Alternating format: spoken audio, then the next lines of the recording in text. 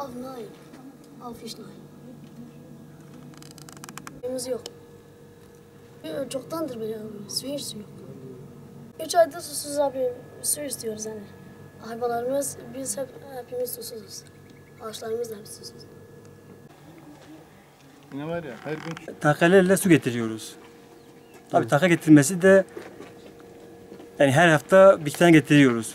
O da 100 milyon. Yani aylık maddi durum 400 milyon suya gidiyor. Ya bence yani açık söylesek yani biz burası AK Parti olduğu için belediye de BDP olduğu için yani muhtemelen bu aklımıza geliyor. Vali niye burayı görmüyor mu vali? Kaymakam burayı görmüyor mu? AK Parti de burayı görüyor. İlçe başkanı, il başkanı. Ama kimse yapmıyor bir şey. Sorunumuz var, bir de yol sorunumuz var. Artı yani daha önce de bu su sürekli geliyordu. Birkaç aydır bu su kesintisi oldu. Bir ay yani 15 günde 20 günde bir geliyor su. Yani bunun nedeni arkadaşım dediği gibi birinci nedeni kim duyarsa duysun. Korucu köyü olduğu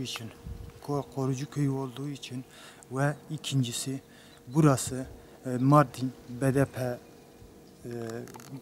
belediyesi bakıyor, BDP belediyesi bakıyor. Onlar BDP'ler, biz AK Partiliyiz ve bir de Korucu köyü. Başka nedeni yok. 3 aydan beri gelip yolumuzu bozdurmuşlar. Belki gördünüz.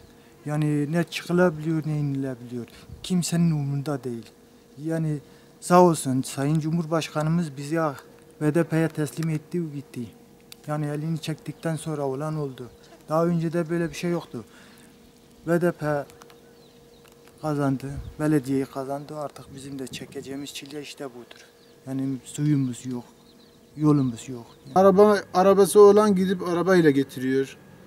Olmayan da başka yerlerde böyle su alıp tanker alıp da su getirebiliyor. Kuyusu olmayan var. 2-3 tonluk su zaten 2 günde yani eve yetmiyor. Kalabalık aile olduğu için yetmiyor yani.